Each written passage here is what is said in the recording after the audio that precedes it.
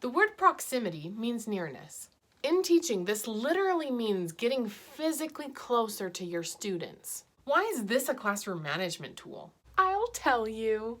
First, it's a great way to address unwanted behavior. If a student is misbehaving or off task, oftentimes if you just move closer to them, they will get back on task. Like if a student is playing on their phone and you walk toward their desk, they're more likely to put their phone away and at least pretend like they're listening. So as you guys are comparing the documents from some of the early civilizations, I want you to look and see which ones you think treat women better. What are you doing after school today? Debate club. Oh. Do you want to know what I'm doing after school today? I have musical practice. How nice. So women have different roles in each society, and I want you to look at the different roles that they have. Do you want to hear some of my lines? Write down which civilization you think treats women the best and why. Watch this. Oh, I thought you was somebody. I need to give a specific example. How is it going over here?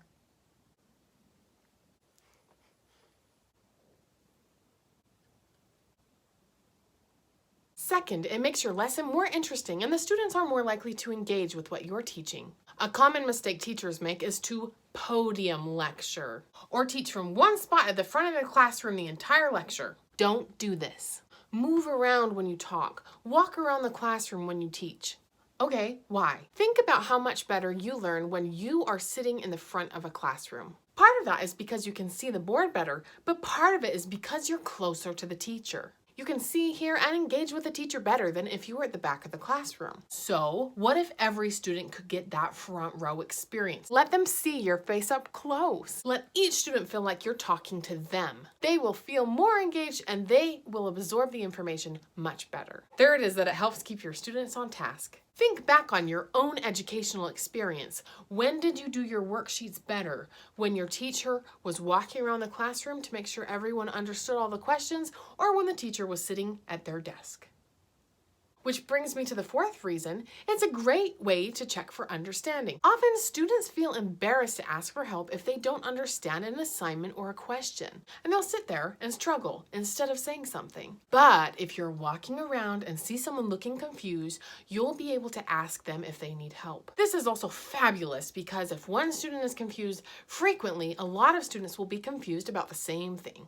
And you'll be able to take a moment to clarify instructions or reteach a principle to the whole class.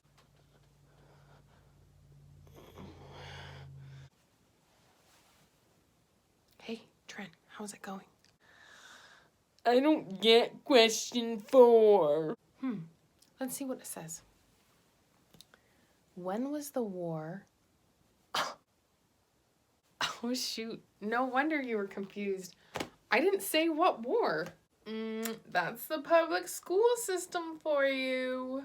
And finally, fifth, this kind of up-close interaction will help you develop interpersonal relationships with your students. It's hard to get to know someone from across the room, but if you're close enough to see what book they're reading, or what they have written on their shoes, or how they're responding to their peers, you can learn a lot. Plus, if you're frequently close to the students to offer help, they will feel more comfortable approaching you with questions of their own.